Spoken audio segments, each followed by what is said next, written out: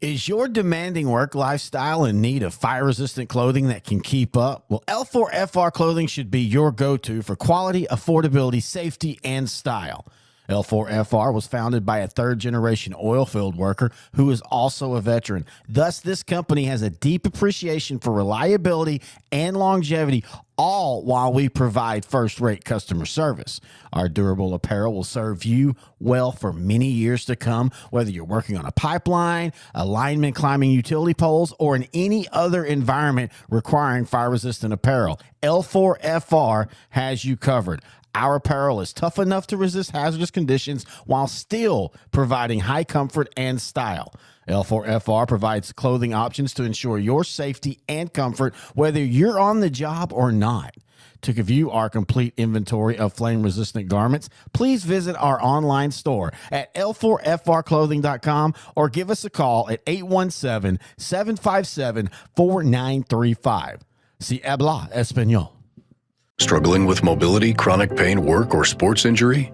At Azalea Orthopedics, our team of highly trained physicians specialize in complete orthopedic care, pain management, sports medicine, physical medicine, and rehabilitation. If you've sustained a bone or joint injury, have mobility or movement problems, struggle with pain, contact Azalea Orthopedics. We're conveniently located across East Texas, serving 18 counties. When visiting your doctor, urgent care, or hospital, you have a choice. Demand Azalea. At Azalea Orthopedics, your health is our priority.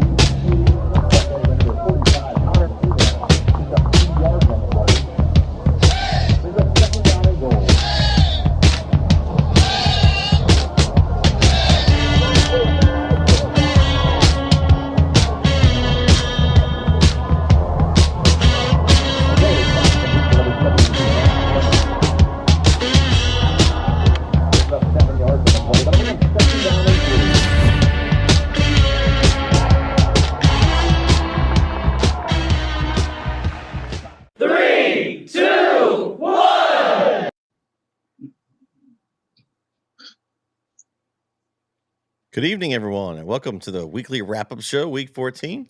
It's your boy Brett Sweeney here. Alongside me tonight, we have Christian Blevins and Mr. Corey Marshall. How's it going, fellas? It's going good. Man, it seems like last week was so long ago. Corey, we had some fun last night.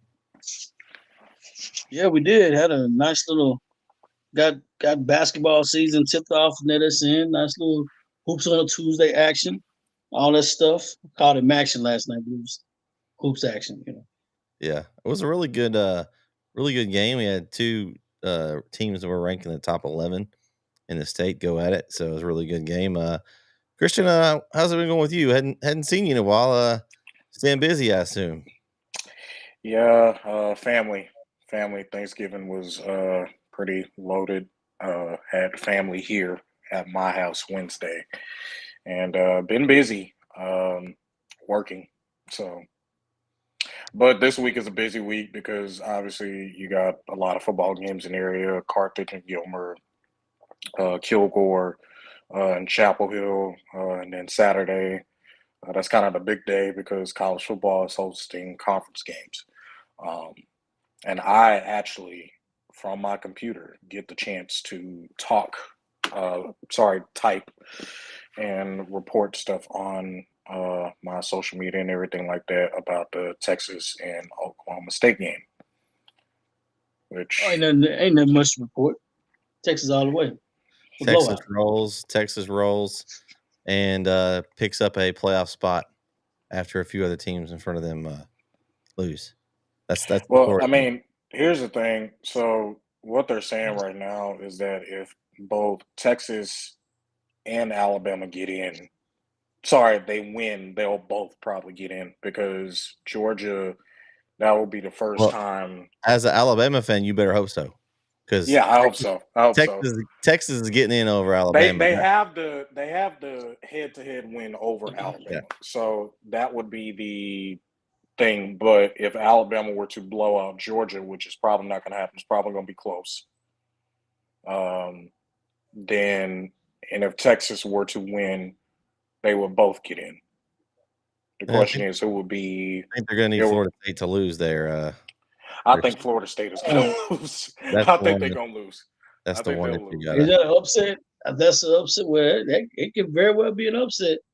I don't think Bama's beating Georgia. Georgia's on that man. They just stacked. They are stacked. You know, Well, if Bama beats Georgia, it's gonna be close.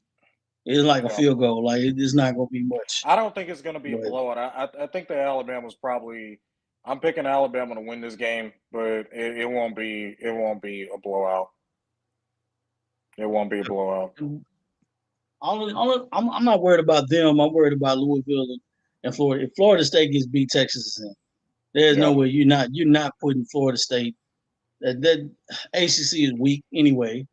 You know, Pac-12 but you know, is really making me here's upset. the other thing. So Michigan is still up in the air for some odd reason, even though they're one of the best teams in the country. They're still up in the air though. If they lose to Iowa, because the voters love Ohio State. Voters love Ohio State. There's three teams that voters love more than anybody else: Ohio State, Alabama, and USC. If USC was undefeated, USC is gonna get. They would probably be the number one team in the country. They love those three teams. But for some reason, Ohio State could lose two games. Well, the Ohio State here comes Kirk. Ohio State. Don't forget about the Buckeyes. Nobody care about We got some haters tonight. We got Go Pokes. Oh, come on, man. Go Pokes, Eddie. Two East Texas guys starting. East Texas guys everywhere. I'm picking Texas guys. Eddie, just so you know. Yeah, East Texas guys for Alabama. We got East Texas guys for Texas. We got East Texas guys, Texas A&M. We got East Texas guys. I'm picking Oklahoma State, but I don't think it's gonna happen. I think Texas is going to blow out because you a Texas hater. Yeah, because I think they're gonna get it. I think Oklahoma State's gonna get it. Your defense is not good. Yeah, our defense ain't what? I said Oklahoma State's defense is not good. Hey, speaking of not good, Wreckham is not good. Yeah, very. Take that. How about 57-7? Take that whooping. We won't be playing you guys for a long, long time. You can remember that 57-7 win there. Well, we had Texas had DeMarion Overshawn last year. Eddie, he's asking about East Texas starters. It's okay. We don't care. Hey, rotation. I mean, it's how'd you guys do last week on your picks? I went 7-3 on mine. I was solid, not too bad. Christian, I didn't do so well. Tell us. I mean, I can go look it up if you're not gonna. Do you have it? I can pull it up. I will. Yeah. Do you have it? So you might as well just go ahead and admit to what you got. I have it on my computer. I mean, if you actually submitted the picks. Yeah. because I did them on my computer. I can download everything on my computer now. I don't That's what I'm literally looking I at. don't see you. You don't see it? Yeah, I don't see you this week. You must not have submitted any picks, which means you got 0. 0, 0. Corey, how'd you do? What'd you do? 50-50? I was 5-5. Yeah. Eddie let me down this week. Eddie was 7-3, and you let me down, Eddie. Your team couldn't pull it off. And I lost one of those. I had PG. I've been preaching you guys all year, and you let the king stay on the throne. I'm not happy about that. I don't think it was. I don't want to hear it. I don't want to hear it. I said now I was one of the people who said PG would be the only team that would upset Carthage. You said PG and Glen Rose. Yeah, PG and you know what? Here's the thing about Glen Rose. I don't think they're gonna upset Carthage either. No, they're not. They're First going another state championship. Belleville's got the best chance because of the way they Belleville play. is getting. Look, even if they whoop Silsby the way they did, Belleville is not even. I don't know. The big Red Sea. Yeah. When the big Red Sea comes to town, you just cancel shop. Might as well go in the bunker. Don't even try it anymore. You know what I want to see? I want to see the big Red Sea play the big blue and gold CH next year for a pre-district game. And you know what? It needs to be. I want to see Chapel Hill beat Carthage in Carthage. I'd love to see that game. I actually want to see that. I'd love to see that game. I don't want to see it in Rose Stadium. I want to see it in Carthage. It's a good test for both teams. Nothing wrong with a real good game. Lots of tickets sold. Lots of publicity. I don't know. Well, I tell you, it'd be a game if they both win state. Now that would be a game I would want to see. Yeah. If they both win state. Yes, you definitely play that game. Well, speaking of games, let's talk about last week's game 1. Winsboro took Whitney to the woodshed, 72-17. Guys, Winsboro. Oof, they're looking really good right now. Yeah, they're not playing fair. they whooping people like the Grinch stole Christmas. They stole the playoff round. And who they got? Who do they have this week? Ooh, Malakoff. They got the cough. Oh boy. Yeah, we talked about that one, and those of you there. We've got sorry. My bad. No, I was going to tell everybody if they want to listen to our thoughts on these games for the coming up week, make sure you go tune in to the Beast from These show that released this morning. And we definitely went into some deep. We kind of, since there's only 6 games on our pick'em this week, we dove a little bit deeper into some of those games. Really talked into the matchup. So go ahead, Christian. I don't know why, but I thought, and I forgot. I thought Winsboro and Malakoff would be in the semifinal, and I don't know what I was thinking.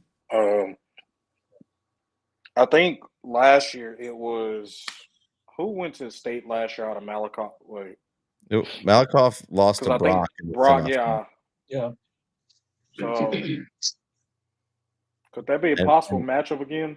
Yeah, Brock's still in. They're on the other side. They play Paradise, I believe, in Region 1. That's a district foe, so they could definitely could meet.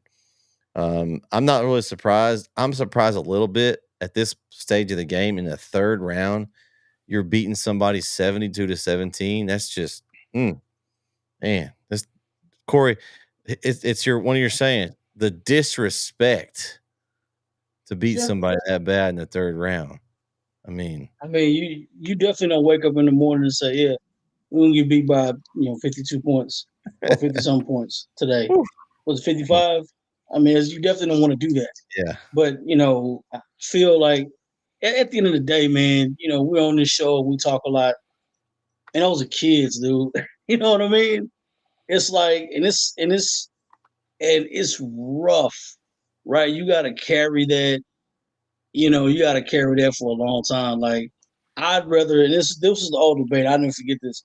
All debate in college that we had was like, would you have rather gotten beat by a lot or beat by like a little bit, like a last second shot or something like that?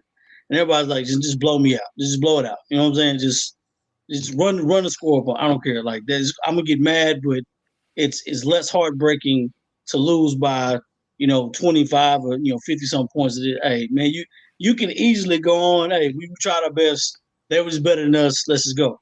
The team that beats you by 3 points, are they really better than you? Yeah, it's like is a play here, a play there. You try to overthink. Could I have done this here, done there? Yeah, you could have done this. You could have done. You're gonna think, man, the other team they just bested us. You know what I'm saying? But that team that beat you by 7 points, are they that much better than you? Like it was tied the whole game, but they better than you? No, they had one more play than you did. So man, but 52 points, or I think it was 52 points. No, man, you going home and I'm playing PlayStation. We forgetting all that. We having a bonfire. We're gonna get some more turkey, more dressing. Listen, I might be jumping on Spider-Man after that because Hey, we going about the rest of our lives after that game, fellas. Cancun on 3, 1, 2, 3, Cancun. That's what we doing. I saw another pretty handy defeat.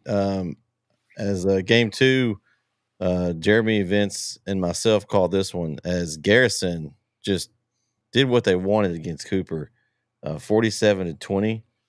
This is the third week in a row I've got to see Garrison play, and they're just like a well-oiled machine. They got big dudes, they got fast dudes, they got tough dudes. They just got some dudes, and they're gonna have themselves a handful this week with Timpson. But they put to Cooper and left no doubt that they are the no worse than second best team in this region. Well, so when I was at work today, I had one of my good friends who knows about Texas high school football, and they actually asked me about Garrison today because they're actually from Garrison. So what he asked me was, could they upset Timpson? And I was like, probably not. But what they did to Cooper, that was just, I mean, I don't even know what even to say about that. I mean, there's been a lot of crazy things that happened last week. It's a lot of crazy stuff that happened, but I didn't think that would happen. I think they have a really good chance of I think it's going to be a really good game. I still pick Timpson, but I was in the minority. I think most of the guys pick Garrison just because we've seen them and seen what they can do. Cooper had some big boys. If Garrison wants to win this game, they're going to have to outscore Timpson, in my opinion. They're probably going to have to outscore him. I don't think you have to outscore Timpson. I think ball control. They're going to hammer the ball in Timpson's hand. Yeah, they're going to hammer the ball and try to do almost the Lindale strategy, right, Corey? Yeah. If I was a betting man on the tip off, I say they would actually want the ball the first possession. They don't want to kick it off. They want the ball the first possession, and they probably run the clock. They want, and think about it this way: if you can get 5 yards every carry, you know what I'm saying? I'm not passing the football. I'm gonna chip it away. I'm gonna chip it away every single time from Garrison. Like, I'm not letting them get the ball in the hands of their superstars, their players. I'm winning the foot. You're gonna have to. It's gonna be an ugly game. You're gonna have to beat me. Like listen. I know Terry Bus. I know you the best player in East Texas, best player in Texas, Mr. Texas football. You better throw it and catch it yourself if you're gonna beat me. Like that's how we playing it. Well, we saw what happened at this point in time. Garrison could do it. We saw what happened to Jacoby Williams of Beckville. He just he didn't have enough help. Now I think Bussy has more help. I really do. I think he's got JJ Gardner. He's got a great defense and some other pieces, but it's gonna be tough. I'm excited to see what exactly Garrison does against Timpson, because that game supposedly could have gone either way the first time. It was only a 9-point game in Timpson. Honestly, I hate the strategy stuff because, let me rephrase, I don't hate strategy because I want teams just to play. You know what I'm saying? Hey, it doesn't matter who's gonna run the football, but man, at this level, Like you let them guys get loose. Like Winsboro, I'm not. Hey, I can't give up 70 points. You know what I'm saying? Tips putting 50 and 60 points on people. Nah, man, we're gonna keep the ball in their hands. They're gonna beat us. It's gonna be 35 or 28 to whatever. Like you're not putting up 70. No, Well, it's 35-26 the first round. So, I mean, right. So it's gonna be a ball control game, and if it's a ball control game at this point, it favors Garrison. If it's a ball control game, it's gonna favor Garrison. They got a big offensive line they can run. If it's going to be quick strike, quick plays, it's going to favor Timpson. If it's a run up the score game, it's going to favor Timpson. Because now, if you're Timpson, you want to start fast and score fast. Because hey, guess what? I want Garrison to throw the football. hey, Corey, I'm gonna make you throw it. Do you think that they're both going to want the ball first? Like whoever wins the toss, they take the ball just to establish their. I mean, obviously, their style of play, their tempo. To me, honestly, I don't think it doesn't matter to Timpson, but to Garrison, I think Garrison would want the ball first. Well, I mean, here's the thing. I think. Oh wow, thanks, Eddie. Here's the thing. I think because of Timpson's defense, I think that they wanted. I think that they were wanted in the second half first. I don't really think. I mean, yeah, it really doesn't matter. I mean, you got that explosive offense that they have, and I think they average 40 points a game. Timpson does at least. So I would say yeah, at least 40 points. That. So I don't really think it matters, but because of how good Timpson's defense is, I think I would want the ball. That's like with Chapel Hill last year. Chapel Hill wanted the ball because they had a good defense that made plays when they needed to. So they wanted the ball in the second half, where they were like, okay, if we need to come back, say for example we're down in a situation we need to come back, we could, and that's exactly what they did. I mean, we saw it against Lumberton. So I think Timpson, the way their defense is built, I think that they should probably get the ball in the second half, but I really don't think it matters, like you said. So, Christian, to answer your question, here's Timpson's outputs this year on offense: 50, 48, 33, 63, 53, 72, 56, 69, 61, 35, 68, 58, 68. So I think it's a little bit. I think it's more above 50. Yeah. So 50 points a game, but minimum. To a positive, their second lowest output of the year was against Garrison. The only one that held them to less points is some team called Dangerfield, and they're still playing as well in a higher classification. So, I mean, it just shows that this is their toughest, if not their toughest, their second toughest foe thus far, but their toughest in this classification. And we've talked about how tough it is to beat a team twice. So it's going to be tough. There's a lot of that going on this week. Personally, I would like to see Bussy go out on top just because I just feel like after everything he's done and for Texas high school football for that school, I'd love to see him go out with a state championship. It's going to be a tough road. Everybody's shooting for him. There's our stat man. Eddie said 56.4 points a game. So there you go. All right. Game 3, Tenaha and Lovelady. Lovelady all over Tenaha, 50-14. I feel like I'm a broken record with these third round games. Just people just blowing folks out. I mean, in Lovelady, I picked them to win. I thought they were just going to be too much for Tenaha, but Lovelady's got themselves a battle next week. Lovelady and Mart. I think Kyle was telling us on the other show. They have put Lovelady out of the playoffs a lot over the last 4 to 5 years, and both teams come in undefeated. It's going to be just an outstanding game, but I was a little bit surprised by the score difference. I thought that might be a little bit closer game than this. I thought maybe a couple score game, but man, Lovelady, I don't know what it was. There was something going on Friday last week. I don't know if those if somebody ate too much Thanksgiving turkey and somebody had just the right amount, I don't know. But some of these schools came out angry, just on a mission, and Lovelady's on a mission. I think they want that rematch with Martin. They're going to get it. It's all right. Hey, you don't bite off more than you can chew. I know you got leftovers. I know it's more banana pudding in the refrigerator, but finish your food first. Hey, you don't want to do too much. No, Loveladies had a great season. They got a big offensive line. They run the football, but I mean, it's smart guys. Let's call it what it is. It's hard.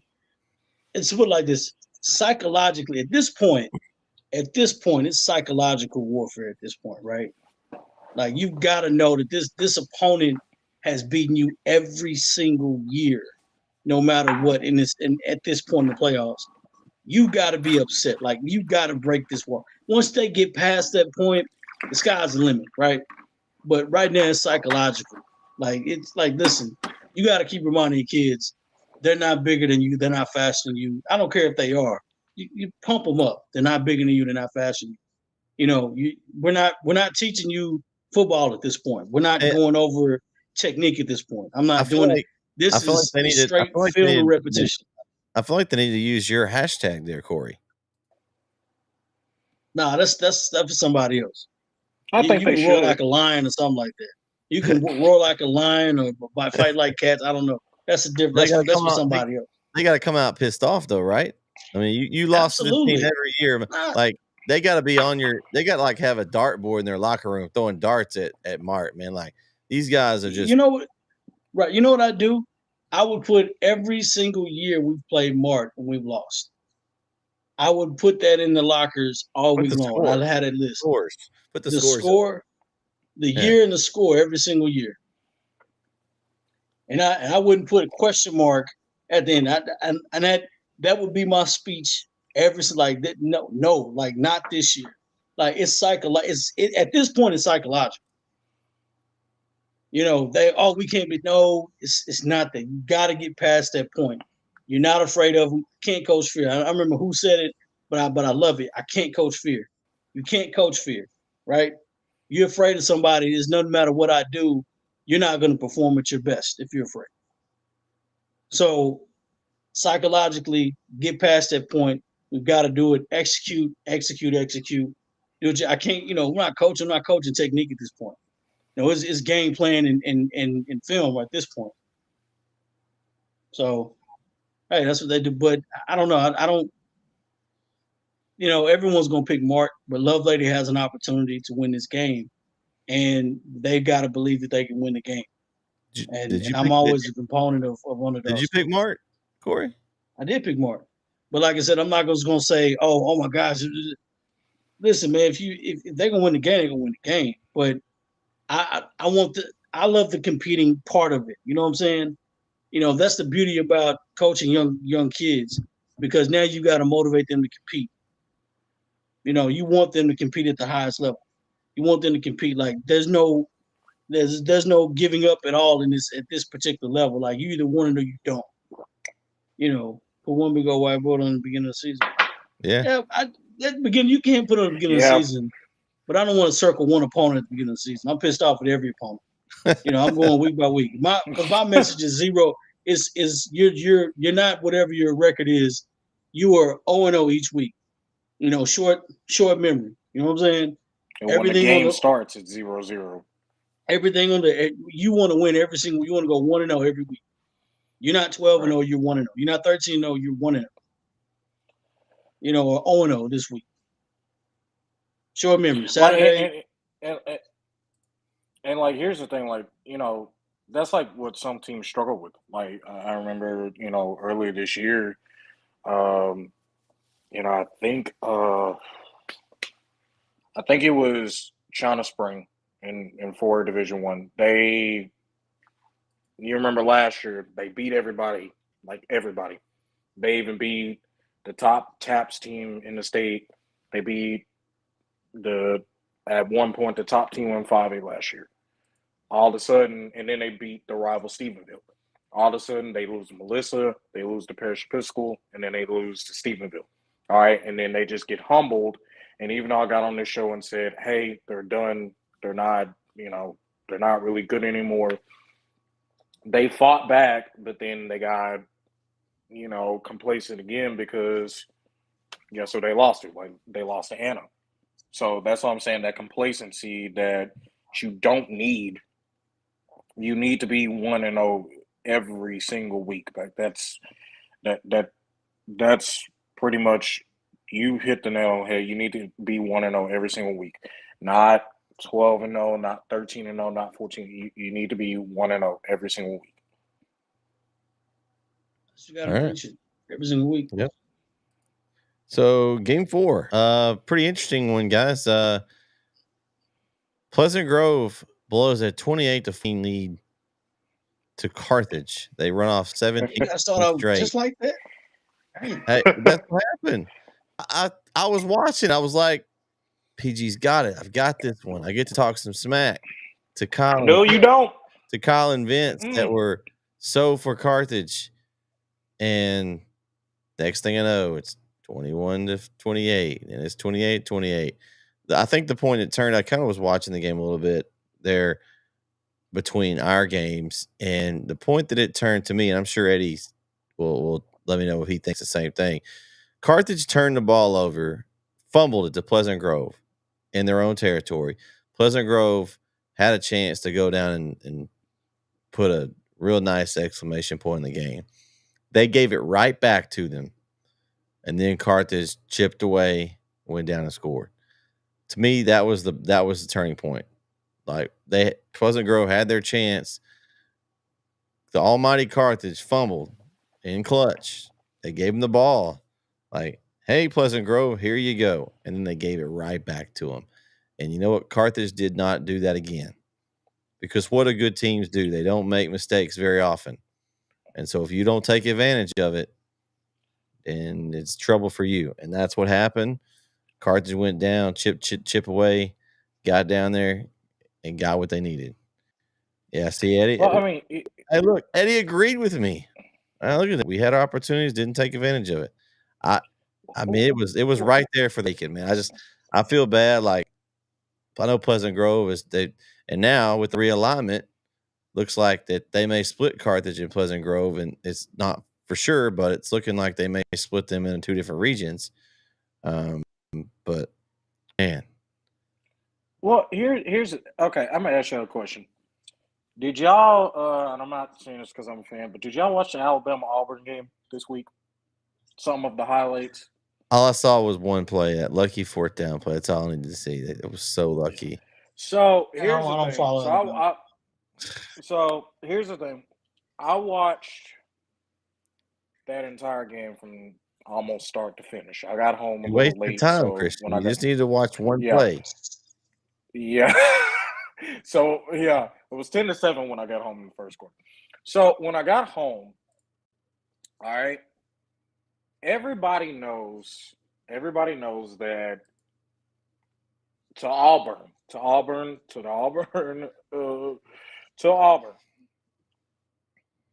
Alabama's the big bad bully. All right. They are the lion that you need to put down. They are the tiger that you need to put your foot on their neck and say, stay down. And somebody, and I don't agree with this, but somebody said that they are the snake that you need to cut their head off. Well, guess what? You know what happened? Auburn didn't put that lion down. What they did was they only rushed 2 guys. And even before that play, they fumbled. They muffed a punt that set Alabama up for that play. And yes, Alabama screwed themselves over with the bad snap, but Jalen Milroe got it to Isaiah Bond in the back of the end zone. But that's exactly what this Carthage and PG game was like. Carthage turned the ball over God knows how many times. And PG was up 28-14. And I'm watching the game. You give the ball back to Carthage, and Carthage, yeah, sure, you get a field goal over them, and you make it what was it? What 20? What was it? 31-28 at the time. That was the So final. Yeah. yeah, well, it was actually 34 to 30. That was actually that was like the wasn't 34. It was 34 to 31. It was That was what 31. 31 to It was 30. 31-28. I believe it was the final. Well, no, I'm looking at it right now. It says 34 to 31. It sure does say that. I thought it was Yeah. Anyway, I know there was a field goal. They went down and made a field goal. And basically, it was tied up. Yeah. And they went down and kicked. I think Pleasant Grove had kicked the field goal before. Actually, Carthage scored the touchdown. They missed the Right. Yeah. And then the extra point. That's what happened, because I was like, at that time I was like, wow, that's huge. Like, they still left the door open for Pleasant Grove when they missed the extra and you know point. what you saw what Jet Surratt was able to do on that drive. I mean, he was just able to manage the drive, just keep take what they give you. That's basically what maybe Coach Surratt said to Jet. Take what they give you. Told the whole offense that. Take what they give you. Probably told his offense coordinator that. Take what they give you. And that's exactly what they did. They went down and they scored. PG, I'm just going to go ahead and say it. And Eddie, I'm sorry, but y'all screwed up. Y'all screwed up big time. You have a chance to literally put down Carthage, and you blew it. And, you know, I don't know. I don't know what happened, because I thought maybe in the second. And, you know, here's the thing with Carthage. It ain't over till it's over. You have to have a simple game plan when you come out of halftime versus Carthage. You can't just sit up here and say, all right, that's it. We're just KJ is KJ was the difference. KJ was the difference. But I mean, are you referring to, Eddie? Are you referring to where they got the penalty and they got the first down? Was that I think that may be the play he's referring to. There was a 4th and about 5, I think, and penalty, and they got him the first down. I'm assuming that's what he's talking about. Wasn't that pass interference, or was that offsides? No. I think it was offsides or a flag on the sideline or something. I'm sure Eddie will know. He's saying yes. But that was I mean, they had him in 4th down, and they called timeout because they weren't sure. Yeah, they were going to go for it on their own 25. They were going to go for it, and then there was a penalty call. And I was kind of watching it, not listening to the game at that point, so I never really saw what happened. I thought it was an offsides. Oh, he said they called us for making them jump. So I guess, like, said they're trying to, I guess, I guess doing a false snap count or something, maybe, because you can't. But I mean, here's the thing: even if there wasn't, really, even I'll just go ahead and say, if PG would have done what they were supposed to, they would have won this game. We would have been, a lot of people would have been celebrating. Oh, we knocked off the dragon known as Carthage, and he said we shifted. Of course, if you shift and you don't go across, if you shift just straight sideways, you can do that all day long. So I don't know. I'd be interested to go back and watch that play just to see kind of what happened. That's why you need instant replay in the playoffs. Instant replay in the playoffs. And your football stadium has to have instant replay to host a playoff game. So that means your football stadium don't have video replay boards, anything else, you can't host it. And you need to start playing football games on Saturday. You know what? I wonder if Sean Tree had that, Corey. I don't know. Well, they need to get it. Yeah, they should have had that. Get it installed. Sean Tree should have had that on a couple of plays. Because they shouldn't have made the. I'm like this though, man. Like I was going for PG. I thought PG was a better football team this year. PG was a better football team. There's no ifs, ands, buts about it. You can't. They just dog beating people, and it was fortuitous that they beat Carthage. Like it was written in the stars. You know what I'm saying? And then here comes the Big Red Sea. And you know what happened? I can tell you exactly what happened. Dog. I can tell you exactly what happened. 28-14, we up. Yes! That first turnover, that first mistake. It was over. It's a wrap. Right Mentally, here, Corey. it's a wrap. Right here. And they It's thought they done. had him. They're like, here It comes was done. Carthage. Like now, Like here comes. Oh my gosh! You Oh have my to put them gosh. down. But you can't. Just you because don't- you're up by 2 touchdowns. But You it's have to easier put them said than down. done. It's easier said than done. Easier said than done. It's a mental thing. I haven't beat Carthage since when? Now we finally up. Here they come. Oh, he breaks for 72 yards. Dang, I thought we had him.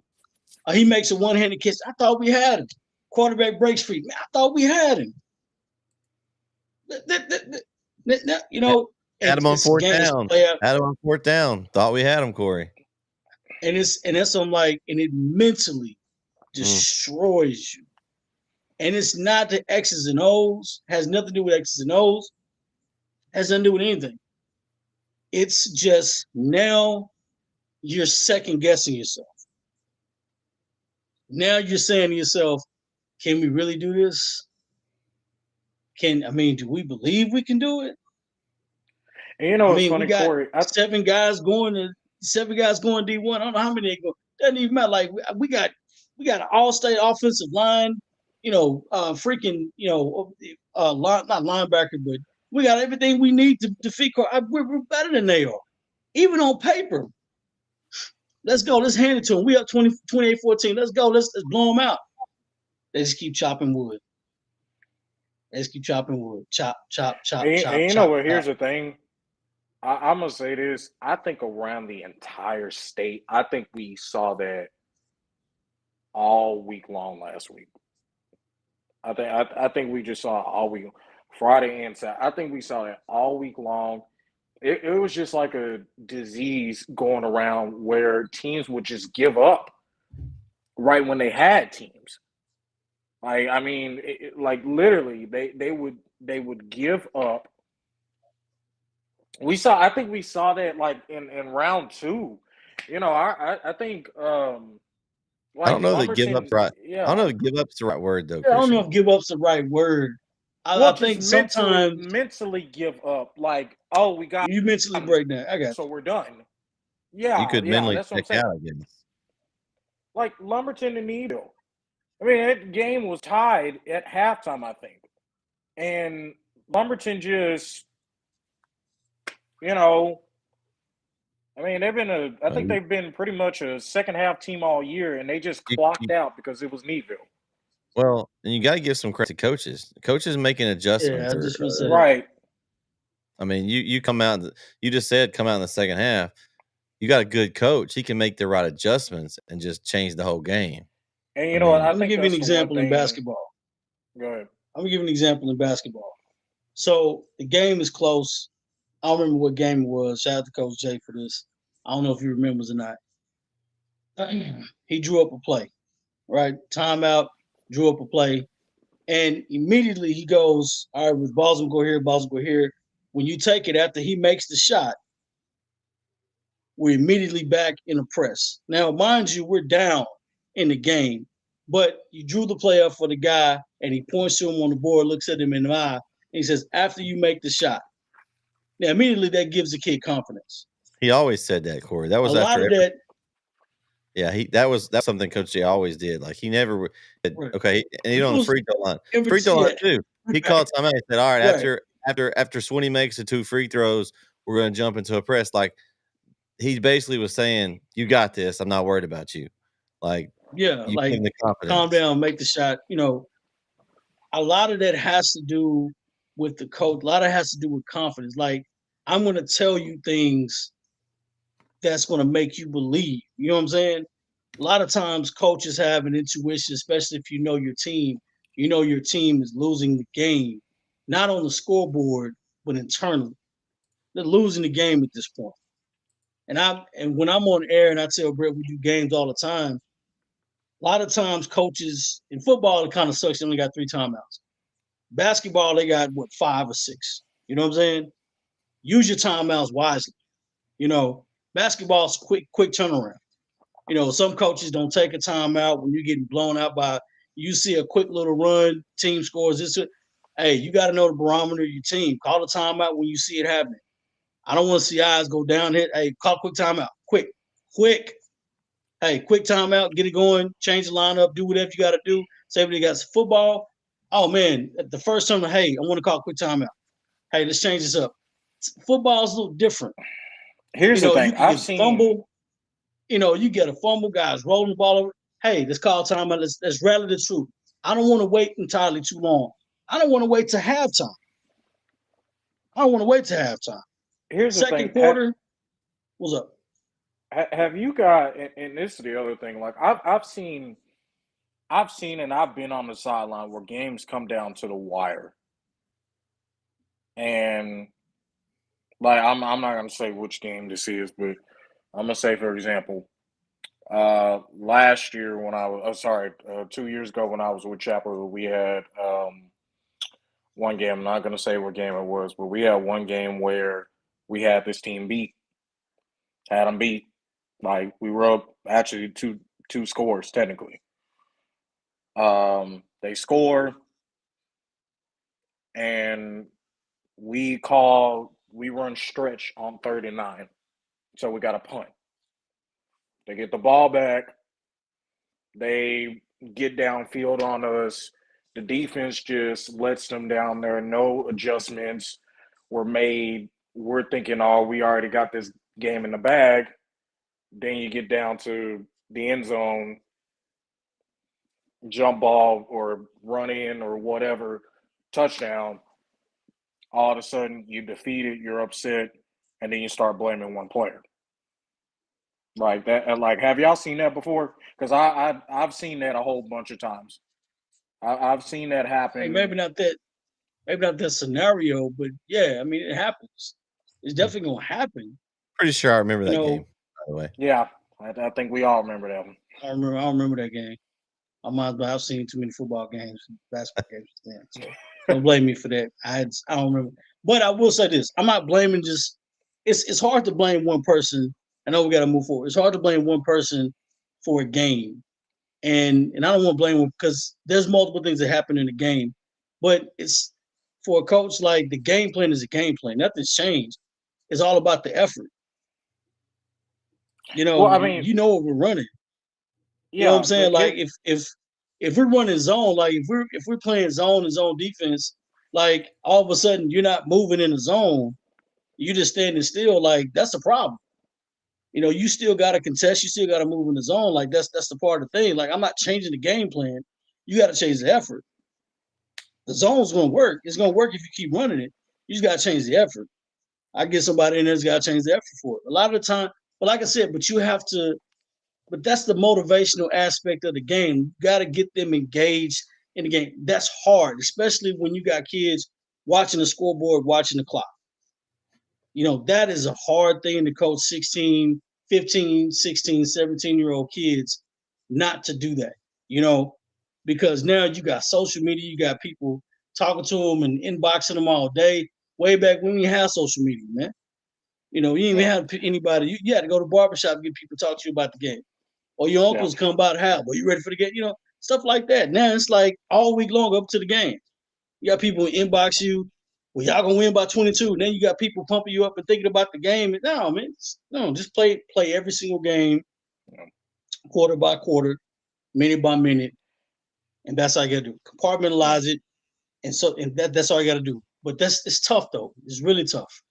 Yeah, and I'm gonna make this last point. What I was saying with that is that some players are defeated so much and that's not the only game that I've seen that happen. I've seen games like on TV where one player makes one bad mistake and then they just whole team is getting ticked off. Like I don't know if y'all remember like the Chiefs and Bengals game. Y'all remember that late hit out of bounds Mm-hmm. that player had, and it set Harrison Buckner up for a 30-some-yard field goal. Now, he probably would have made it from 50 anyway, but what I'm saying is that those are mistakes that, just some players, instead of going to go pick them up and saying, man, it's all right, you just got to keep going, keep going, keep going, don't give up, let's go, you just sit there, you just absolutely blame them. But here's the problem.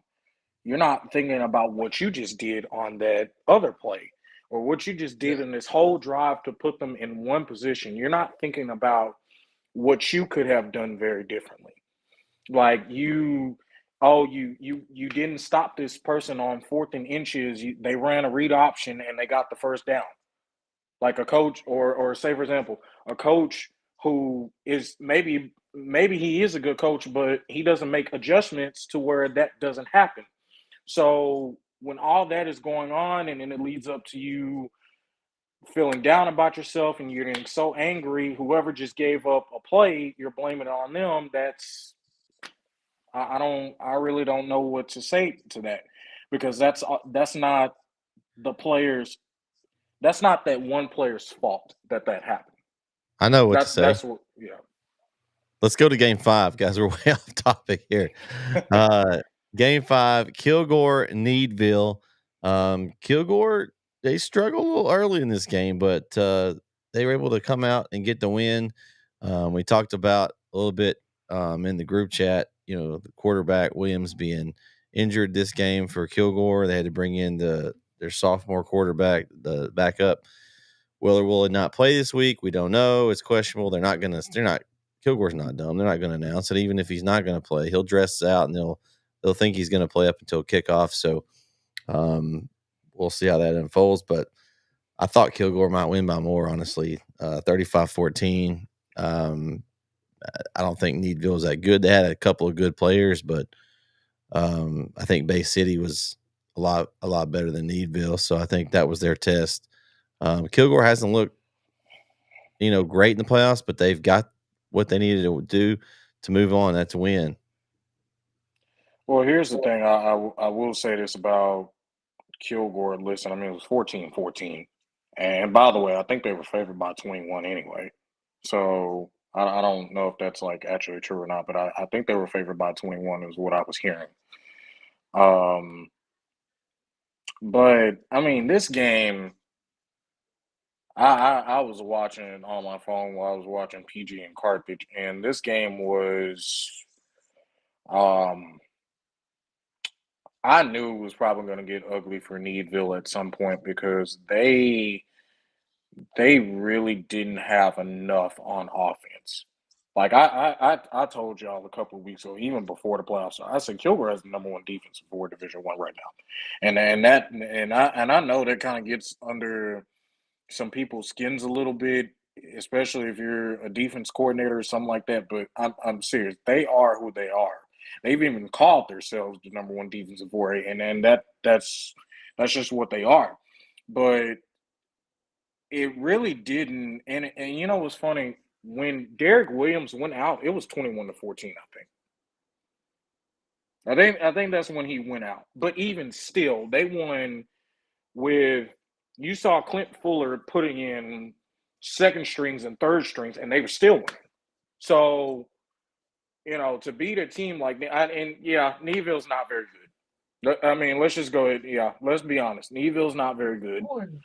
I wouldn't say Needville not very good. I mean, they did make it to I just second, said they weren't third as good round. as Bay City.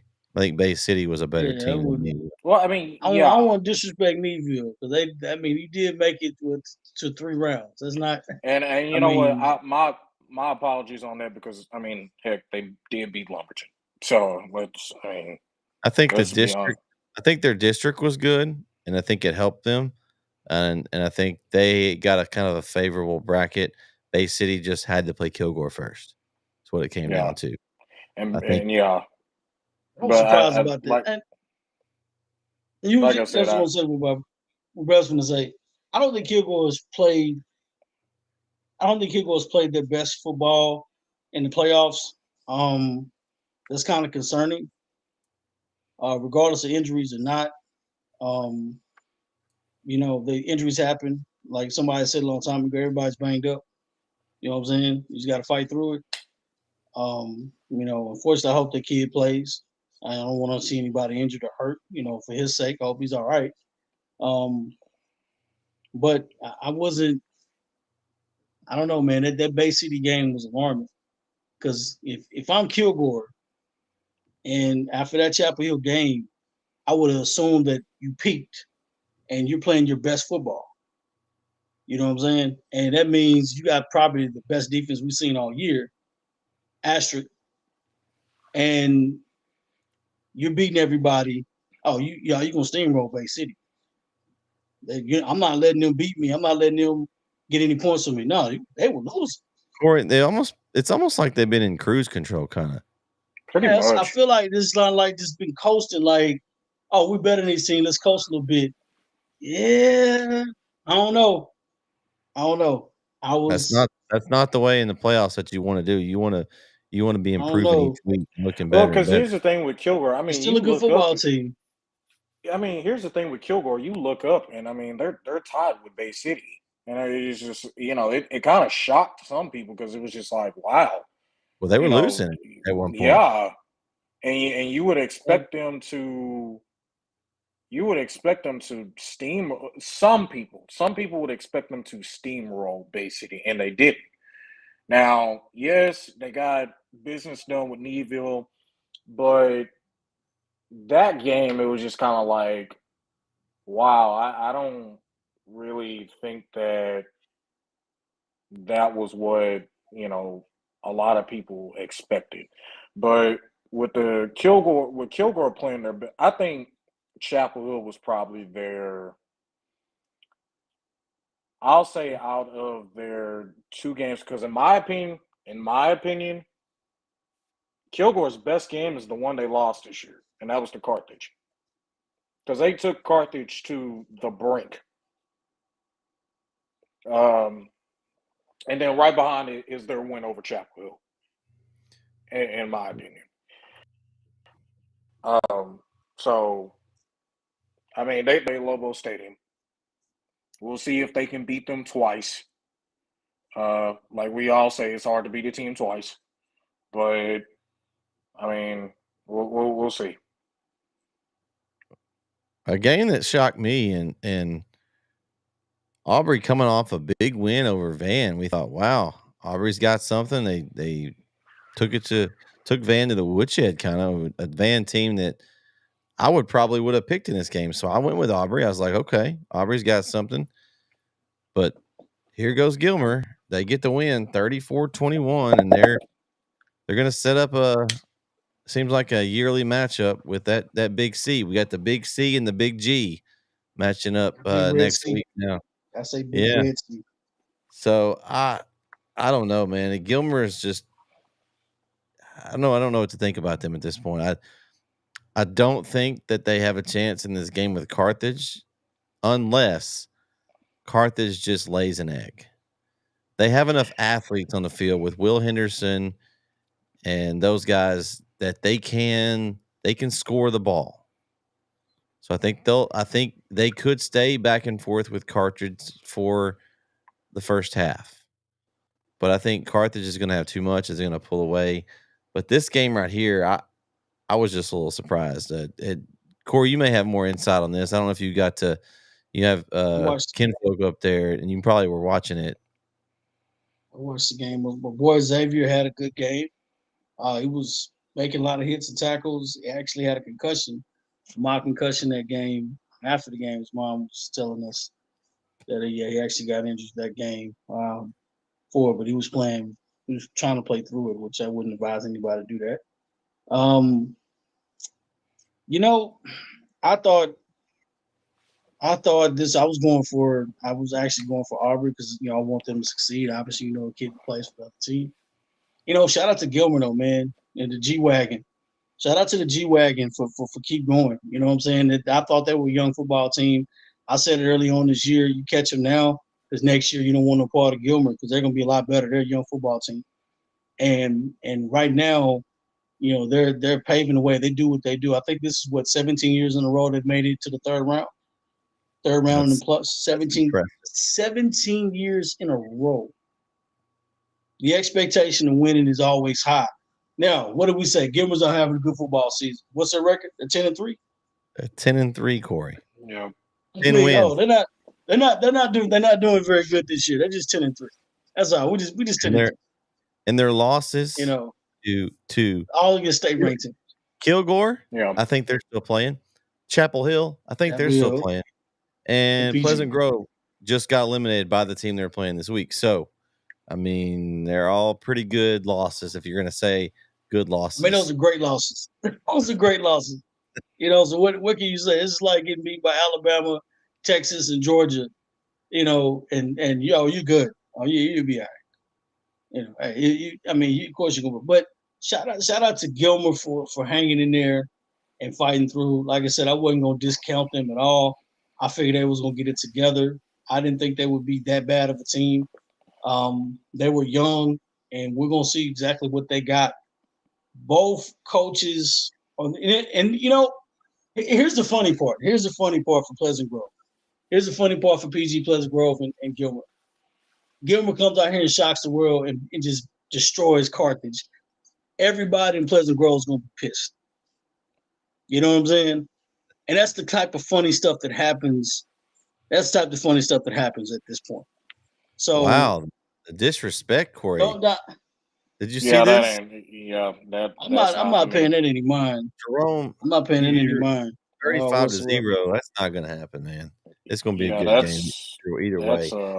So before we go to the next pick, I forgot to mention. I want you to come back next week. I want you to hold it back. Hold that thought. Screenshot that. Come back next week. Before I go on the next pick, we forgot to talk about the standings in the pick'ems. We have our man Jason Shivers still continues to hang on. He's got 111. He's ahead of Jamar by 4 with 107, and that Drew Swinney guy's in third. He's at 106. So, I've got this Eddie character that's kind of caught up with me a little. He's kind of caught up with me. Our man, shout out to our man. Come on, ref, Larry Pierce, part of our center crew. He's at 103. So he had a perfect 10 for 10 week last week. We had a couple of people actually get 10 of 10. Let me give them shout outs while I'm thinking about it. Oh, that Drew Swinney guy, he got 10 of 10. Jeff Chetwood, 10 of 10, and then Larry Pierce, 10 of 10. So we had 3 people that won for the week. So, man, it's coming down to the end. And, guys, I still got it. It's looking like I need to be sending it off to Mr. Jason Shivers. I think he's about wrapped this up, unless he just completely goes unless he goes with CM theories and starts picking upsets and they all lose. But he's doing well. All right. So I want to make sure I give our shout outs to our pick 'em winners. Let's go to the next game. This game was covered by our guys from Center, and Harmony knocked out by Newton 54-24. Man, I really thought Harmony had a chance to win this game, guys. I had them picked in my pick 'em. I know Newton's good, but man, Harmony's been rolling. I saw him play against Harp, and I was impressed. But man, Newton smacked him around a little bit. Y'all surprised by this score? I really was. I am, because can you guys hear me still? Yeah. Okay. I am, because I didn't think that Newton would do that. I thought it would be close. I had this game. I had a low scoring, and that's kind of shocking to say, especially with Harmony. I had it 20-17. That's what I had this, and it wasn't even close to that. So I'm shocked. I'm really shocked. Corey, I'm rocking. Shout out to Harmony. They proved me, because I didn't pick a lot of Harmony games this year. They had a rocky start, but I'm not surprised. Newton is Newton, man. They do. Can't disrespect. Well, Harmony beat Newton last year, so yeah, I know. So they had this one. They had this one centered and everything. So shout out to Newton for taking care of business, man. That Newton Dangerfield game is going to be a good one there in the Tomato Bowl on Friday night. So be interesting to see how, because I got to see we're talking. That's actually, we'll kind of segment into the next game, is the game I was at, as West Rusk and Dangerfield. And guys, Dangerfield's got some dudes. I mean, they we talk about Chase Johnson, we talk about Aaron Bubba Hampton, but they got some other guys. They got Mosley, they got the tailback. What's his name? I can't think of his name. It's not Eights, but they've got guys all over the field. Like, and we talked a little bit about this. Dangerfield had Chase Johnson out. He had the car wreck and he missed a few games early. I think it's a little deceiving in the 10-3. He missed a couple of those losses early in the season. He wasn't in the game. And I mean, he can do it with his legs, with his arm, and he's got guys he can hand it to. And the defense runs around and flies at the football. Like Dangerfield's defense, I mean, they've been on a roll lately. And if you go back and look of the score, I think they had allowed 6 points in district until the Harmony game. And I think it's honestly we talked about being a little bored, not challenged. But they've given up right now in 3 playoff games. They've given up 22 points total. And that's playoff teams. And they're not easy playoff wins. West Rusk, district champion. Hooks, district champion. And then New Wave. Good teams. Yeah, I mean, good teams. Yeah. And now they've got they like that. Yeah. And now they've got Newton coming up, and I think it's going to be a really good game. But I was a little shocked at the difference. They just were able to shut down the West Rusk attack. Now, West Rusk did not have their quarterback. They had to play Dotson. He was a sophomore, a backup quarterback. So they were kind of limited into what I think they were limited on their plays, and that their quarterback usually runs. The tailback Jackson had a pretty good night, but that was about it. West Rusk couldn't really move the football, and I was really impressed by Dangerfield overall. Yeah, they peaked, and they're playing their best football right now. And once that team peaks, that train starts rolling, leave the station, man. You don't want to get in front of it. Either get on, what's the old saying goes? Either roll with us or get rolled over, something like that. Hey, man, I don't know, man. I'm picking Dangerfield for the rest of the way. Y'all know I am about Dangerfield. Much respect, and y'all know how it is when they play defense at Dangerfield. That D stands for danger, baby. D stands for danger. I mean, I got Dangerfield going to the state championship this year. So I didn't say they would win it, but I'm saying I have them going to state this year. So I stop disrespecting the East Texas teams, man. Oh, it's Dangerfield all the way. Oh, I mean, well, listen. Here's the thing. I had them for one. I had them in the semifinal. I didn't say we would make it to state, but I had them in the semifinal. But now they got a good chance because. I mean, yeah, they got a good chance. I don't think anybody in that next, should they beat Newton, I don't think anybody would beat them after that. So, well, the red wave is here. Vincent Johnson joining us. Yeah, the red wave. What's up, Yeah. a little sleepy, but what's up? Well, we've Are you talking about the Kilgore Red Wave? Kilgore Red Wave, man. Oh, King Carthage. Not Kilgore. I'm sorry, not Kilgore. Carthage. No, I baited him into that one. See, I baited him into it. Yeah, he got me with that. Hey, you missed this a prediction of one of our listeners or one of our watchers here. Oh, yeah.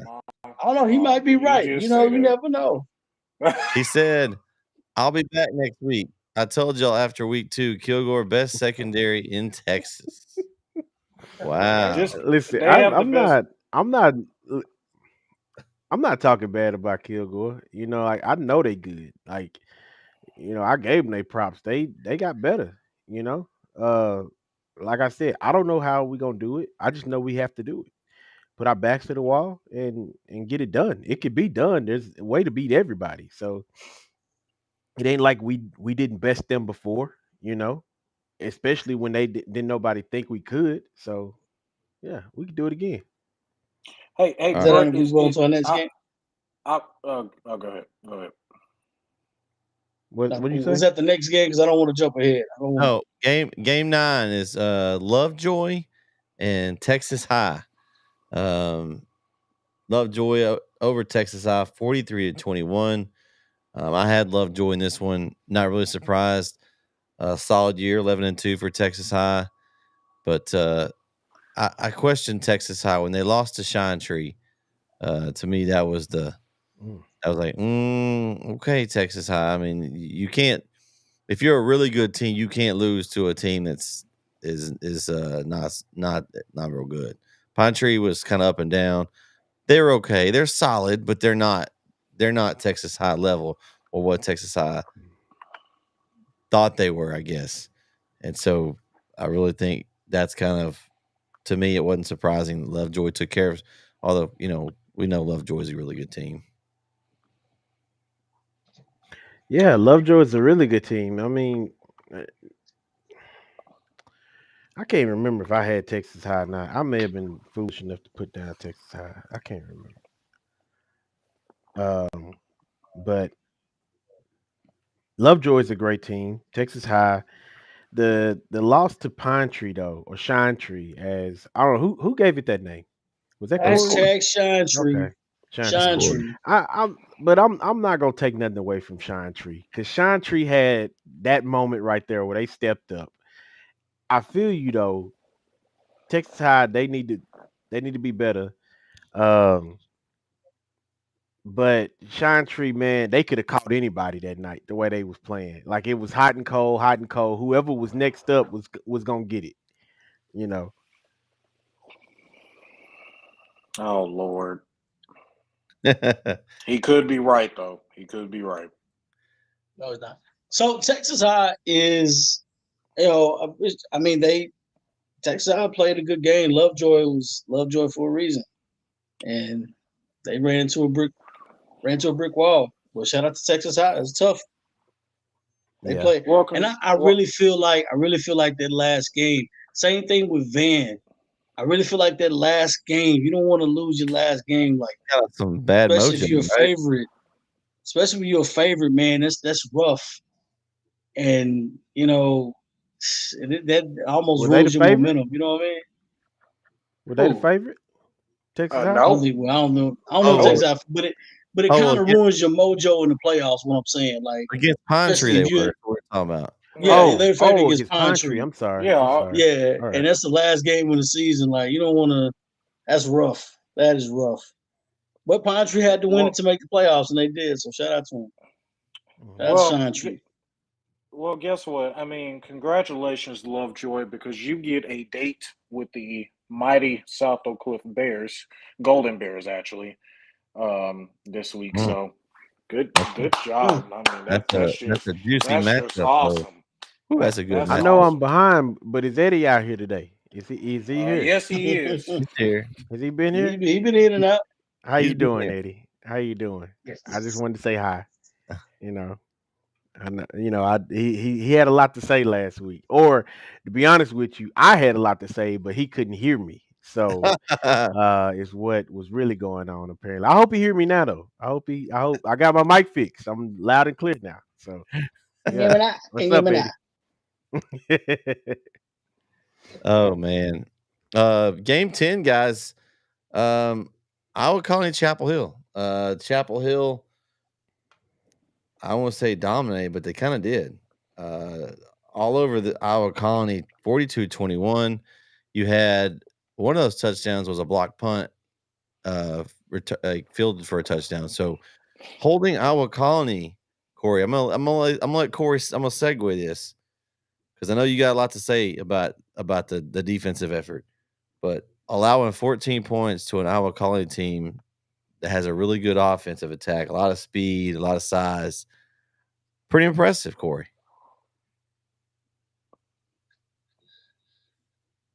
Corey? People been disrespecting us all year. I'm gonna say us because I'm rocking with Chapel Hill.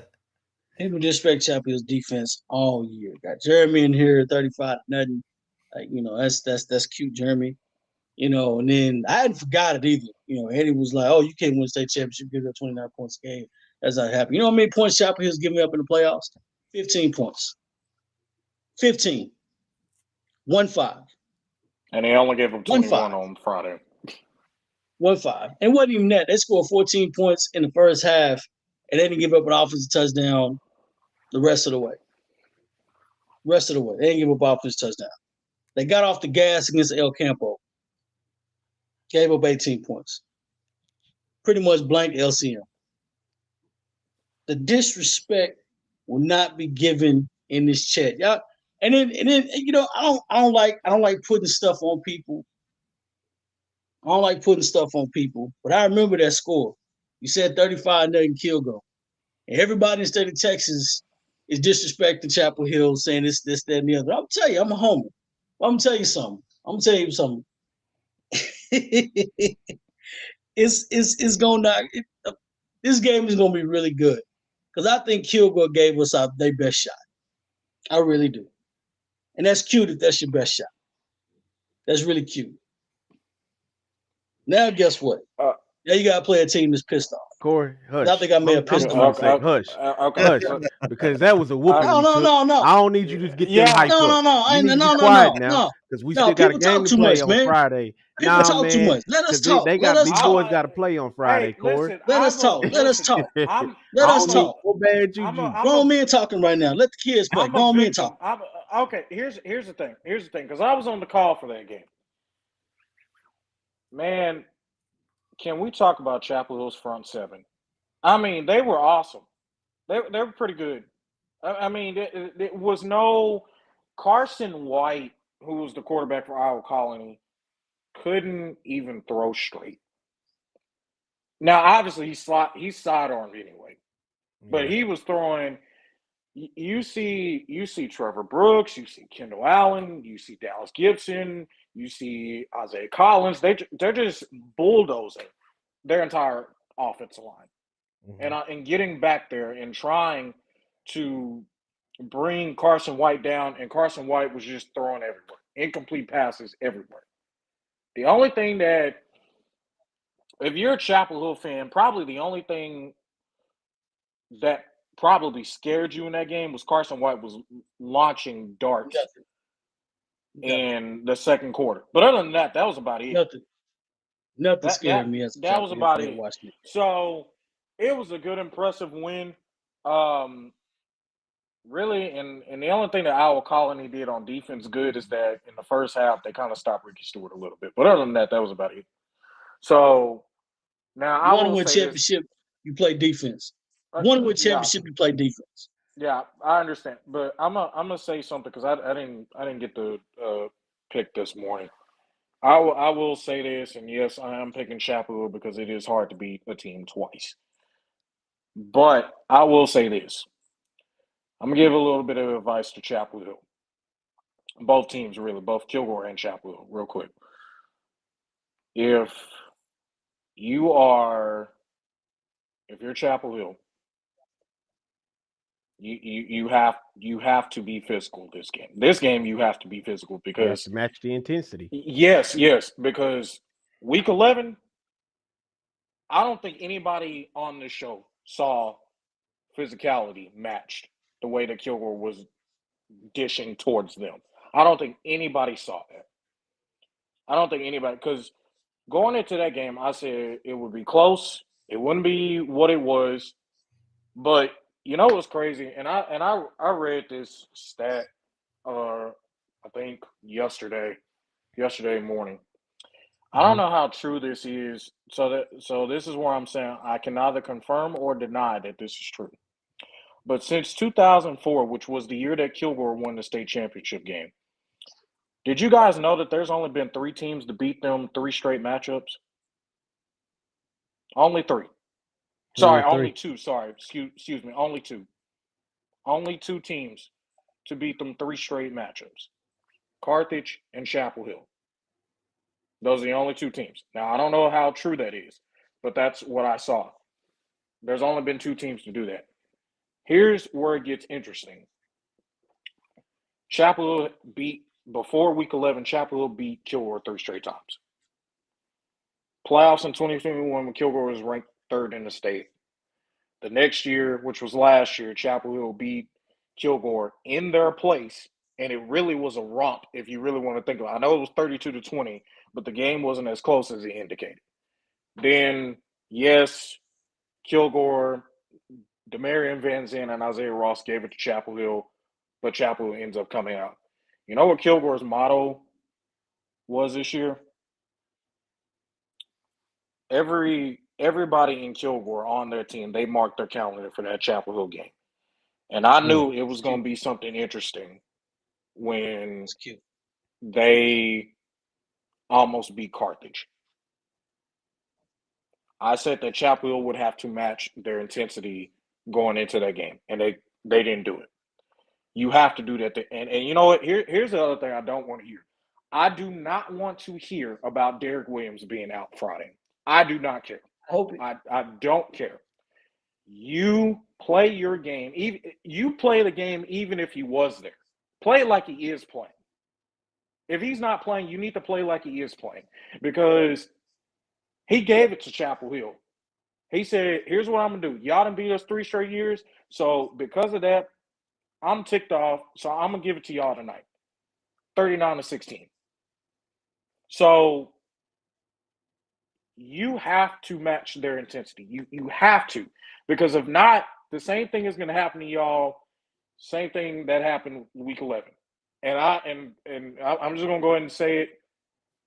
As a person who played for Chapel Hill, I don't want to see that again. I do not want to see that again. I actually want to see. Defeated. I'm not being defeated. I don't want to. It ain't gonna happen.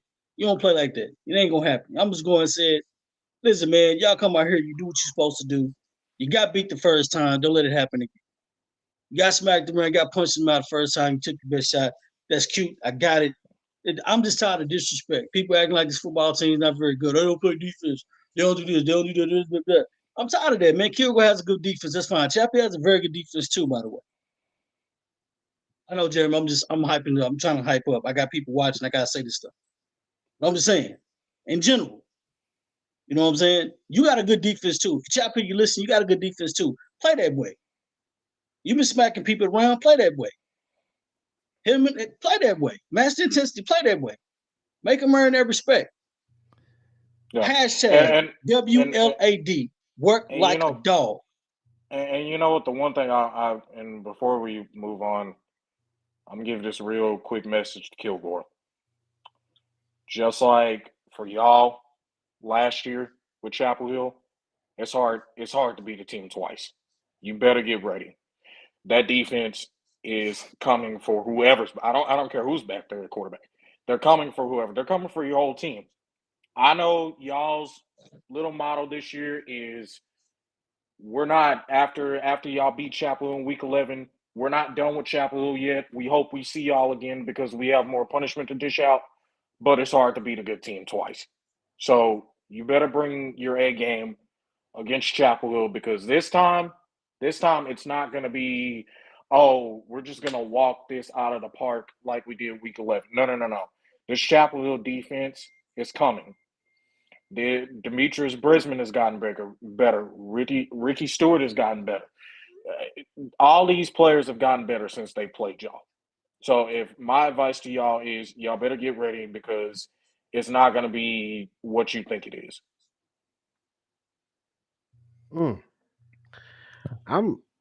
Corey, is there anything else you want to say? I feel like I'm gonna stay out of this because it's hard for me to be fair to Kilgore, and I'm just being for real. Like it's hard for me to be fair to Kilgore, and it ain't fair for them. And I'd really try my best to be. I really try to be down the middle. I understand that. I'm being a fan at this point. Bro, I'm being a fan at this point. No, forget all that. Kilgore because I respect what they did. I respect what they did. You know, Kilgore owned Chapel Hill for 40 years. If it wasn't Chapel Hill, if it wasn't Chapel Hill, I'd be like Kilgore finna do and this and that. But the fact that it's Chapel Hill, I can't even talk about it. I'll talk for you. I'll speak for your heart. I'll speak for you. Have you ever? I'm tired of Kilgore winning, man. So that's what we need to do. We need to do that Key and Peele Tired of it. skit where he do like Every the time I come president and the around, angry we play translator. football for the past 20-some years. I got to go to Kilgore. Well, we know we're not going to beat Kilgore. Kilgore come in, they'll bring all the football team. They wear black jerseys, red helmets. They come in with the band and the silver tubas. They come in, they beat us all the time. I'm tired of that, man. It's Chapel Hill time. Blue and gold, CH all the way. You know what the rest is. Let's go. So I I'm think tired of that, man. Look, little brother, we grown up now. Here's my take Little on the brother game. done grown up. Here's my take. So from what I've seen over the last 3 to 4 weeks, I see a Chapel Hill defense that's felt disrespected, that's playing better, and the team overall is playing better. I've seen Kilgore. They struggle with some teams we thought maybe they shouldn't struggle with. They're able to get the win. I feel like maybe they're at a point where they've kind of just put it in cruise like we talked about. Now, maybe I'm wrong. It's just kind of what it looks like. Now they feel like they should beat Chapel Hill. They just beat them a few weeks ago. I feel like they should beat them again. Chapel Hill's now in the situation of they're kind of the underdog, the hunter, in other words. And I think it's a different situation. I think it's a tough one to be in if you're Kilgore now, because you've woken up the Blue Dogs. Now they're angry, and they don't want to give up their throne. I think this could be an incredible game. I don't think it's going to be more than a one-score game. I think it's going to be back and forth. I'm fairly certain that the offenses are going to get theirs. I hope that Williams plays, personally, because I don't want to hear from Kilgore. Well, if we'd have had Williams, we would have won. Yeah, I don't. don't need to be no excuses. I don't want to hear that, because that's not what I want to see. I want them to be on equal playing field and see who comes out on top. I think it's going to be a great game. I see it like, me 35-28, that range of score, and a score game. So I'm gonna say this: the score. I don't agree with you. I really don't, and I don't think this game is going to be over that. I would say that this game will probably be 17-14 because of the defenses, in my opinion. There's no way that they hold Chapel Hill to that again. There is no way. I don't think the cards they were can. all, I mean, it's I don't think they so. can. I just don't think so. I don't think all the cards were shown last game for Chapel Hill. I don't think they showed everything. I think they played the game. They got behind, realized they weren't going to win by 14. They were satisfied with third place. They played to try, but they weren't going to they weren't going to play any extra cards. They just played with what they thought they just normal stuff. I think they got some stuff put back. I think Kilgore played their whole deck. I think they wanted it. They came out and they gave it everything they had. I think that I just don't think you're going to hold a Brisbane Stewart team to either one of those points again. You may get one time, but you ain't doing it again. I just don't see it. I think that they've got a big key is they've gotten Cameron Kelly involved lately, and that's going to open up. They're not going to be able to keep that extra guy in the box. Or they're going to throw it right over the top to him. I think that's something that they've incorporated in the playoffs. They didn't do a whole lot of that in the Kilgore game, guys. You guys were there. It was run. They didn't try to throw the ball really. They didn't try I don't to. want to talk strategy because that could change. I don't want to talk strategy. But Anything could change. I mean, I don't think individual like just a little that stuff that could happen. You could throw a flea flicker and change the course of the game. I don't want to discuss that. Hey, listen. I mean, he didn't have a touch. He didn't have a touch. I mean, it's that's different. You know what I'm saying? At the end of the day, you got to win the battle. It's the battle of the trenches. They won the battle of the trenches. They run the upfront. Upfront won that game. They control the line of scrimmage. They beat us. As a unit, we got you. You know what I'm saying? And as a whole, Kilgore dominated that game. They punched us in the mouth. That's exactly what happened. Love that intensity. We talked about it in the booth. I love the energy that they came out with. I thought it was a little too aggressive at some point in time. They got away with some stuff. The whistle was swallowed every once in a while. kind of got shovey a little every bit. once in I a while, don't Corey. like all that. Every Just once play in a the while. I game. don't know about every once in a while. Just play the There was a game. lot Just of play it. the game. And that's for both teams. Just play the game. Don't talk. You can do all Well, that talking. Just play the football some game. of Let it, it be some clean. of it was So that the way the referees called it. I mean, they let it go, and it You got know, more because physical that way. this game now, if it's now you playing with different officials, they may not let you be as physical as the last game, or talk as much as the last game. You know what I'm saying? So you may have to bridle that. So you got to be controlled and be aggressive, and at the same time, you got to do that. But I'm saying this because it's entertainment value. Apparently, both whoever's watching, I hope they get excited for the game. I hope the crowd gets excited for the game. This is not meant for the kids. Kids are gonna play whatever. You don't know what's going on. This is for the people. This is for the naysayers. This is for the media. This is what we do. We're hyping up the game. I hope 10,000 people watches it. That's what happens. That's what we do. So you kids getting hyped up for the games, you should be hyped. It's an opportunity to win a state championship and go on to the next round. I hope an East Texas team win. An East Texas team will win a state championship. Multiple East Texas teams shall win a state championship, regardless. But I'm a homer. Hats off to Kilgore, hats off to Chapel Hill. You know what I'm saying? I don't want to give a score. I just want it to be a good football game. That's all I really want. So, I hope all the kids be able to play, no injuries, no fights, no craziness. Just play the game of football, play it hard, play it rough, and play within the confines of the field, and play within, don't play dirty. That's all I really care about. But play hard. I want a good football game. I want them to say, man, y'all, and if they're not in the same district next year, play again. Play at Trinity, Trinity Mother Francis Stadium again. That'd be the first game of the season. There's a pop. You know what I'm saying? I want this. My job here for this show is to hype it up so you guys can come back and watch it. Say, you hear what that guy said? And then you share this 200 times, and now we've gone viral. And now guess what? That's the whole purpose of the show. Well, and not to obviously, we love what Kilgore's done this year. I just think absolutely. I'm just going to give an honest opinion of what I've seen. We've kind of followed them in the rest of the season. I think right now, who I think is playing better right now, I think Chapel Hill's playing better right now. Is it going to be enough still to beat Kilgore? Who knows? I think it's just going to be a battle and a close game.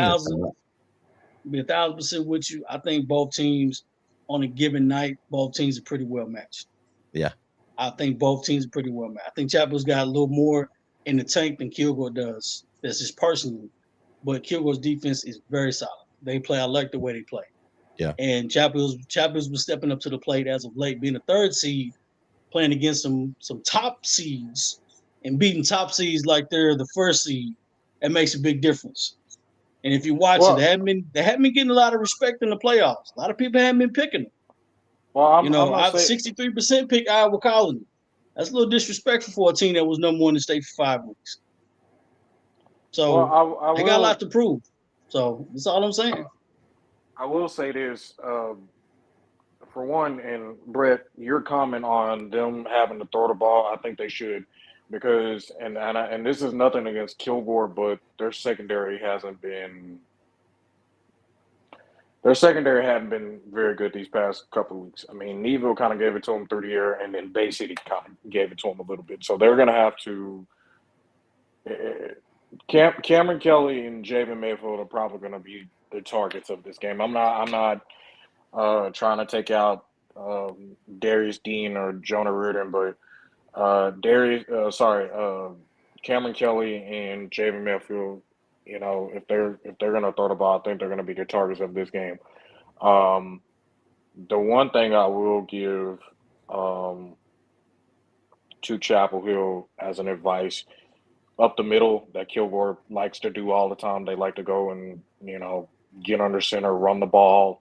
They did what they did, little tush push a little bit, quarterback sneak or whatever when they played Chapel Hill last time. Those plays, that front seven has to be dominant up the middle. I know Kilgore's offensive line is big, but that's never stopped Chapel Hill before. I mean, right. we saw.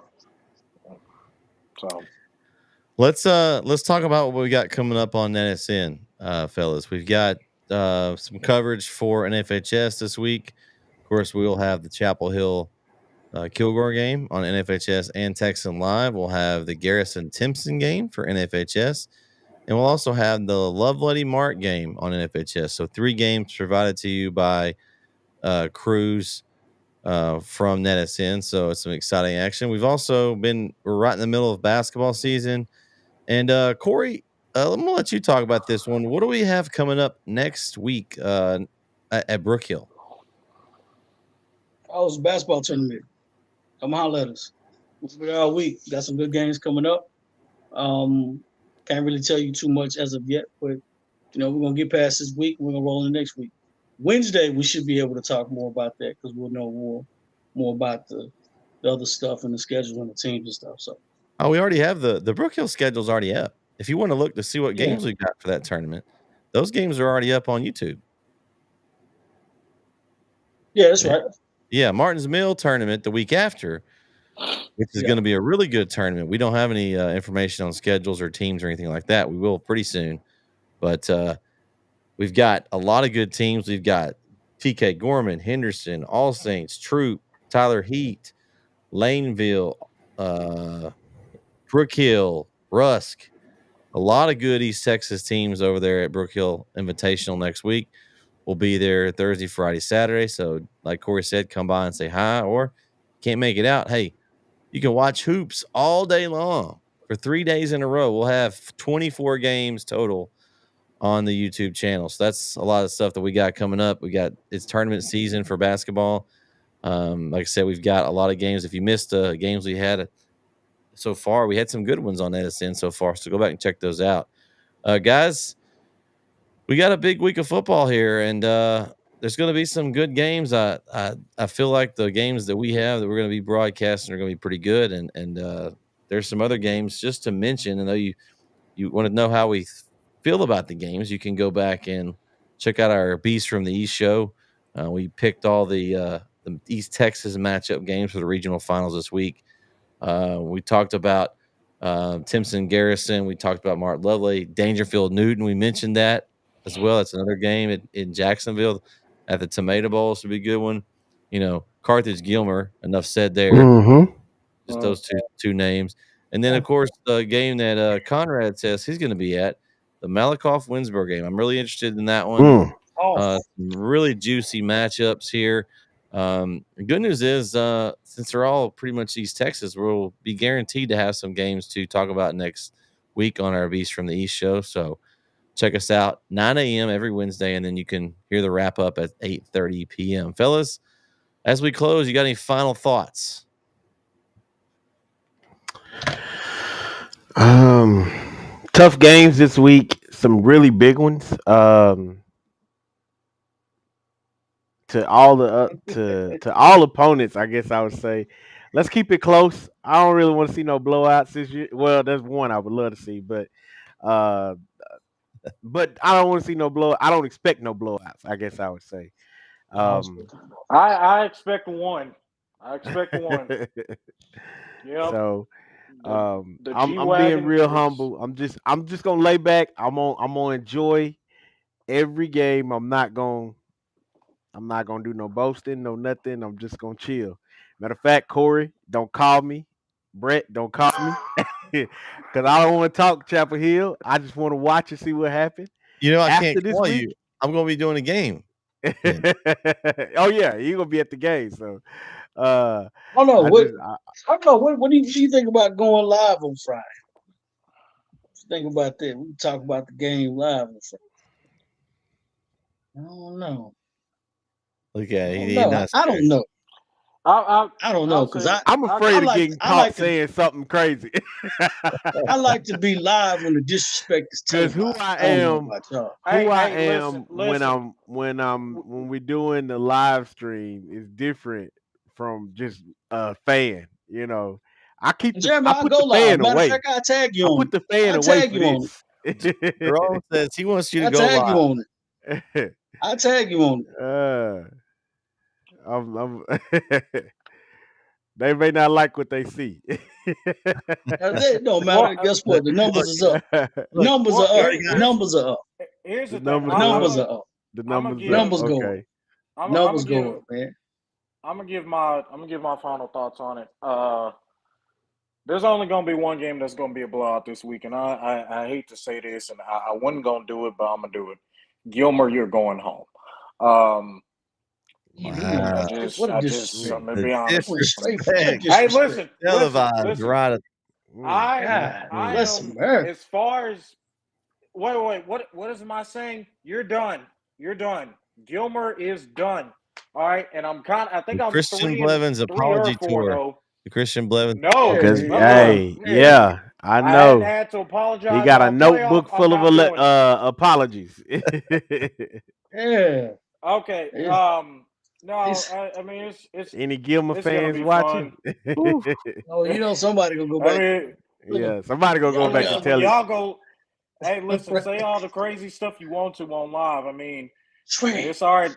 It's all right to get criticized. I mean, we all been there. I know I have this year, especially by a lot of fans and I'll coaches. just say this about if you know that, what I and I'll mean. let it go. But Gilmer, you got one job this week, and that's just to keep it close.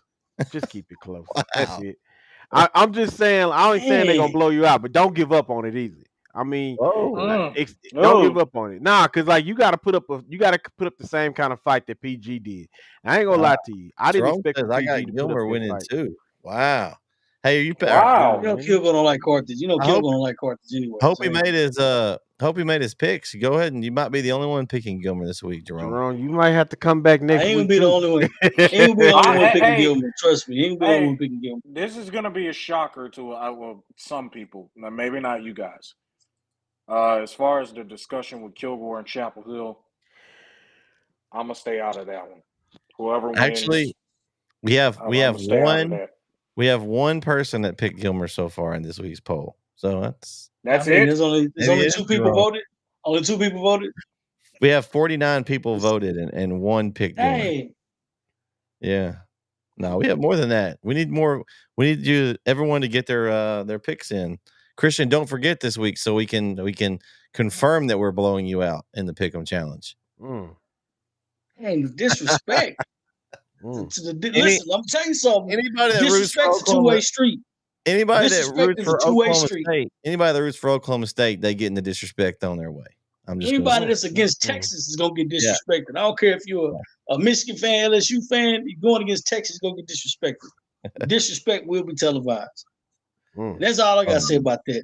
But I will say this: it's a great week of football, great week of East Texas football. Go for your teams, support your teams. Hope everybody's gonna be safe. Hope all the kids play hard. It is what it is, man. Y'all do what you gotta do. Remember, this is just for entertainment.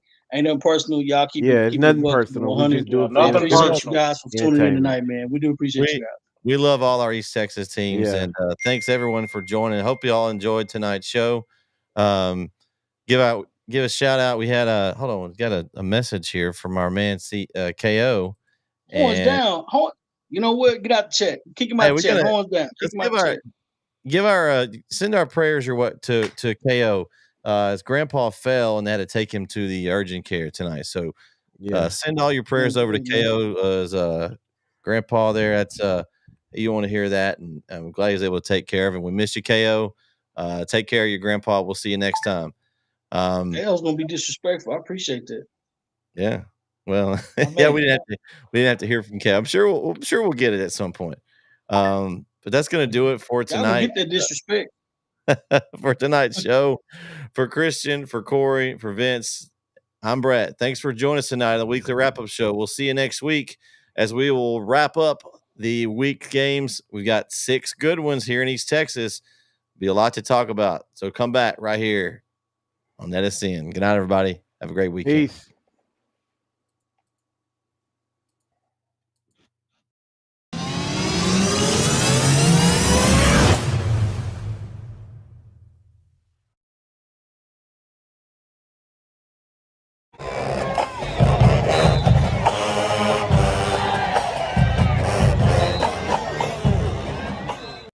Is your demanding work lifestyle in need of fire-resistant clothing that can keep up? Well, L4FR clothing should be your go-to for quality, affordability, safety, and style.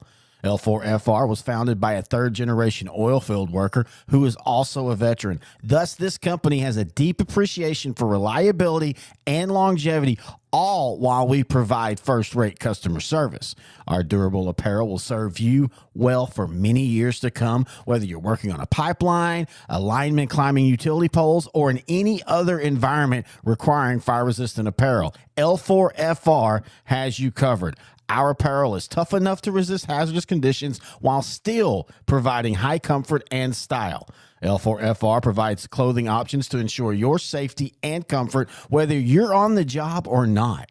To view our complete inventory of flame-resistant garments, please visit our online store at L4FRclothing.com or give us a call at 817-757-4935. Si habla español. Struggling with mobility, chronic pain, work, or sports injury? At Azalea Orthopedics, our team of highly trained physicians specialize in complete orthopedic care, pain management, sports medicine, physical medicine, and rehabilitation. If you've sustained a bone or joint injury, have mobility or movement problems, struggle with pain, contact Azalea Orthopedics. We're conveniently located across East Texas, serving 18 counties. When visiting your doctor, urgent care, or hospital, you have a choice. Demand Azalea. At Azalea Orthopedics, your health is our priority.